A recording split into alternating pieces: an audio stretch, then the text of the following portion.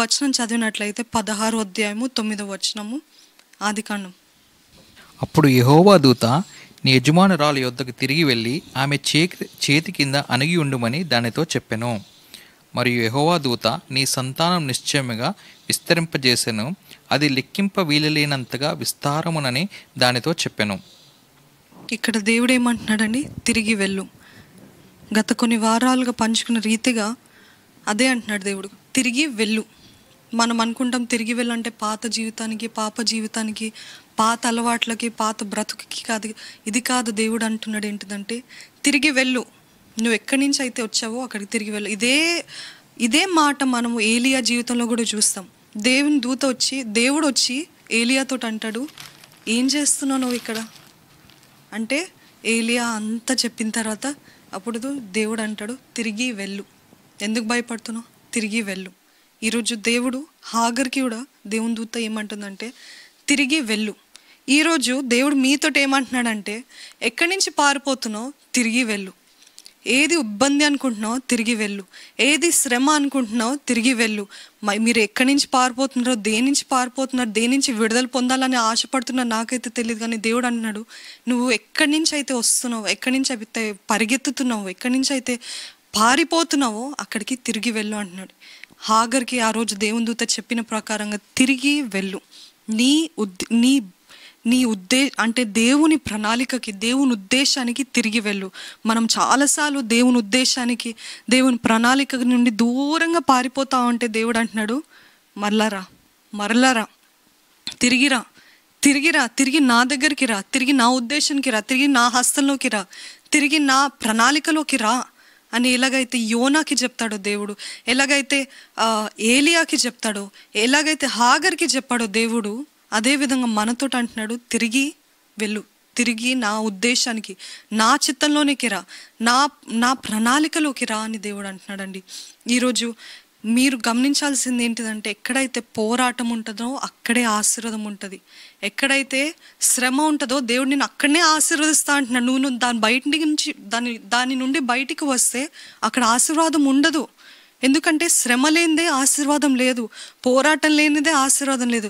Where there is a fight there is provision. అంటే నువ్వు ఎక్కడైతే పోరాటం ఉందో అక్కడే దేవుని సహాయాన్ని మనం అక్కడే దేవుని ఏర్పాటుని ఇంకెక్కువగా చూస్తామంట. దేవుని సహాయం కోరుతున్నాం మనమందరము. కానీ శ్రమ లేనిదే దేవుడు ఎలాగ సహాయం చేయగలుగుతాడండి? అన్ని అనుకూల పరిస్థితుల్లో దేవుడు ఎప్పుడు ఈ బైబిల్లో చూసినట్లయితే, బైబిల్ మొదటి నుంచి ఆఖరి వరకు మనం చదివినట్లయితే, దేవుడు ఎప్పుడు అన్ని అనుకూల పరిస్థితుల్లో ఆయన సహాయాన్ని కనపరచలేదు, ఆయన సహాయాన్ని అందించలేదు, ఆయన ఏమి ఏర్పాటు చేయలేదు. ఎక్కడైతే ప్రతికూల పరిస్థితిలో, ఎక్కడైతే పోరాట పరిస్థితుల్లో, ఎక్కడైతే ఇబ్బంది ఇంకా నేను ఇచ్చేస్తున్నా గివ్ అప్ అన్న పరిస్థితుల్లోనే దేవుని సహాయము మనము చూస్తాం. దేవుని ఆశీర్వాదం, దేవుని హస్తం మనం చూస్తాం. ఇది ఏంటిదంటే మన ప్రొవిజన్, మన సహాయము, మన దిక్కు మన కష్టస్థితిలోనే వస్తుంది. మనకి దేవుని మహిమ కనపరచబడాలంటే అన్నీ బాగుంటే, మనం అందరము ధనవంతులుగా లేకపోతే అన్నీ కలిగిన వారుగా ఉంటే దేవునికి మహిమ ఎక్కడ రాదండి. దేవునికి మహిమ రాదు. కానీ ఇటువంటి స్థితిలో కూడా తను నమ్ముతున్నాడు చూడు దేవుణ్ణి, ఆ దేవుడే తను సహాయం చేస్తాడా అని మీ చుట్టూన్న వారు అనుకున్న సమయంలో ఆయన మహిమ కోసం ఏం చేస్తాడంటే దేవుడు తన సహాయాన్ని అందిస్తాడు. ఈరోజు దేవుడు అంటున్నాడు, స్టాప్ రన్నింగ్. కొంచెం శ్రమ, కొంచెం కష్టము, కొంచెం బాధ అని మీరు పరిగెత్తడం ఆపేయండి.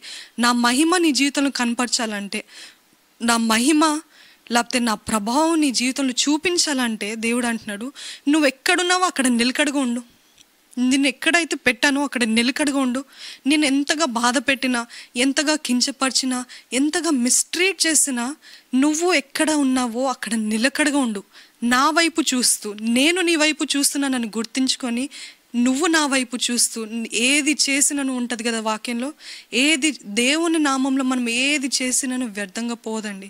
దేవుని నామంలో మనం తినను త్రాగిన ఆయన మహిమ కోసమే చేయాలని వాక్యం సెలవిస్తుంది కదా. అదే మనం ఏది చేసినా, మన కుటుంబాన్ని కాపాడుకోవాలన్నా, లేకపోతే మన ఉద్రేకాల్ని బంధించాలన్నా, మన ఉద్రేకాల్ని కంట్రోల్లో పెట్టుకోవాలన్నా, అదన్నీ దేనికోసం చేస్తున్నా అంటే, దేవా నీ మహిమ కోసం అయ్యా, నీ నామం కోసం నేను చేస్తున్నా, నా కోసం కాదు. నిన్ను మహిమపరచాలని, నీ నామ ఘనత రావాలని, నీ బిడ్డగా జీవిస్తున్నాను కాబట్టి నేను ఇది చేస్తున్నాను అని ఆ ఉద్దేశంతో ఉంటే చూచుచున్న దేవుడు ప్రతిఫలం ఇవ్వడా? ప్రతిఫలం ఇచ్చే దేవుడు మన దేవుడు. అయితే దేవుడు ఈరోజు అంటున్నాడు, మీరెక్కడున్నారో అక్కడ నిలకడగా ఉండండి, లేకపోతే తిరిగి వెళ్ళి నిలకడగా ఉండండి. మీరు ఎక్కడైతే నాటబడ్డారో అక్కడ నమ్మకస్తులుగా ఉండండి.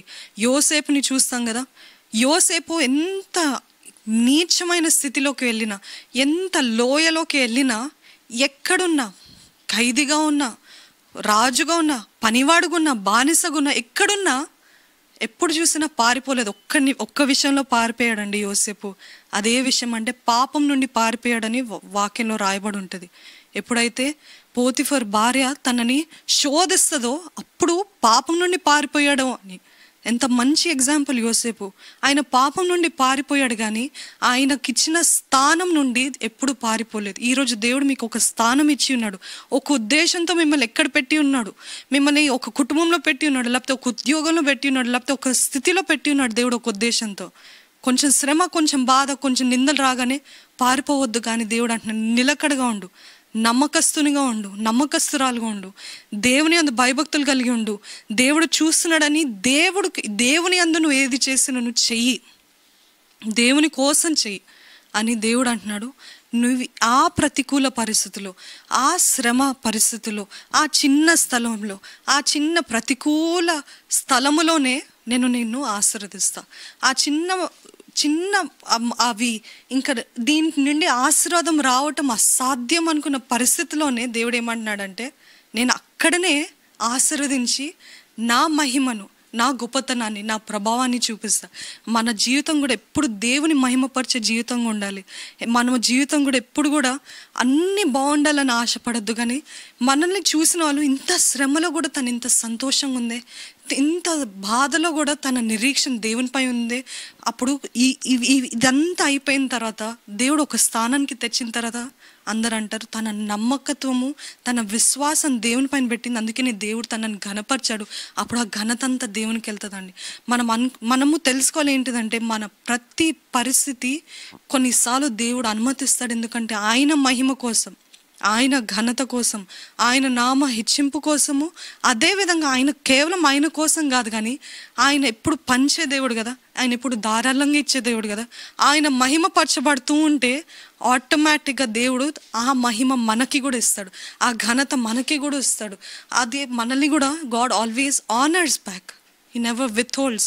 అంటే ఎప్పుడు ఆయనే సమస్త మహిమ పొందుకోడు, కానీ నీ బట్టి నా నామం మహిమపరచబడుతుంది కదా, నేను తిరిగి నేను ఆశీర్వదిస్తా, తిరిగి నేను హెచ్చిస్తా అని దేవుడు ఆ విధంగా మన దేవుని హృదయం కలిగి ఉందండి. మీ దేవుడు ఈరోజు చెప్తున్నాడు, మీరు ఎక్కడికి పారిపోవద్దు, తిరిగి వెళ్ళండి, తిరిగి ఉండండి, నిలకడగా ఉండండి.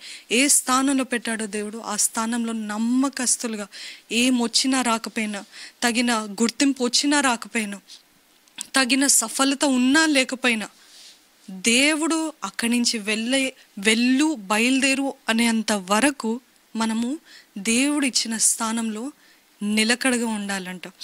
అయితే ఈ సందర్భంగా మీకు ఒక విషయం చెప్పాలనుకున్నానంటే, ఒకటి ఉంటుంది కోట్, ఏంటిదంటే స్టేయింగ్ ఇస్ పవర్.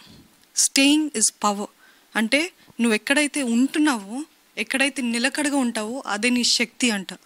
అదే మీ శక్తి. మీ శక్తి ఎక్కడ కనపరచబడుతుంది అంటే, ఊరికే ఆ పిల్లి గురించి ఏదో రాయబడి ఉంటుంది కదా, 7 ఇల్లు మారుతూ ఉంటుంది అని ఏదో రాయబడి ఉంటుంది కదండి. పిల్లి అంటే ఒక చోటు ఉండదంట, ఒక చోటు దాని నివాసం ఉంచదంట, 7 ఇల్లులు మారుతూ ఉంటుందంట.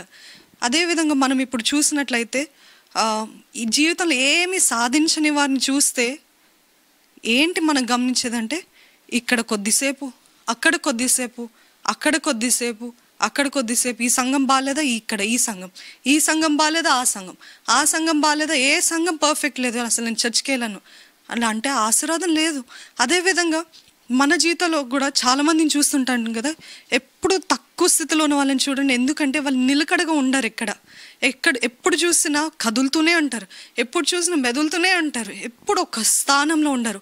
ఎప్పుడు చూసినా ఏది ఈజీయో, ఏది సులభమో ఇది ఈరోజు ఇది చేద్దాం అనుకుంటారు, కానీ ఇది ఇంకా మేలుగా కనిపించింది, దీనికి వెళ్ళిపోతారు. ఇది చేద్దాం అనుకుంటారు, అది ఇంకా మేలుగా కనిపించింది, మళ్ళీ అక్కడికి వెళ్ళిపోతారు. కానీ అక్కడ దాంట్లో ఆశీర్వాదం లేదు, దాంట్లో సఫలత లేదు, దాంట్లో సక్సెస్ లేదు. Staying is power. దేవుని వాక్యం చెప్తుంది, స్టే వే యు ఆర్. అందుకనే నిర్గమాకాండం 14వ అధ్యాయము 13వ వచనంలో ఏం రాసి ఉంటుందంటే చూడండి. అందుకు మోషే, భయపడుకుడి, యెహోవా మీకు నేడు కలుగుజేయు రక్షణను మీరు ఊరక నిలిచి ఉండి చూడుడి. మీరు నేడు చూచిన ఐగుప్తీయులకు ఇక మీదట మరి ఎన్నడూ చూడరు. 13వ వచనం. అందుకు మోషే, భయపడుకుడి, యెహోవా మీకు నేడు కలుగుజేయు రక్షణను మీరు ఊరక నిలిచి ఉండి చూడుడి. దేవుడు మీకు కలుగజేయు రక్షణను మీరు ఊరక ఉండి చూడమంటున్నాడండి. దేవుడు అంటున్నాడు ఈరోజు మీతోటి, ఊరక ఉండి చూడు నా రక్షణని, ఊరక ఉండి చూడు నా హస్తాన్ని, ఊరక ఉండి చూడు. అంటే నిన్ను ఏ స్థానంలో దేవుడైతే పెట్టాడో అక్కడి నుండి దేవుని యందు నిరీక్షణ పెట్టుకుంటూ, దేవుని యందు నీ వైపు నీ దృష్టి ఉంచుకుంటూ ఊరకుండి ఆయన రక్షణ కోసం ఎదురు చూద్దామండి.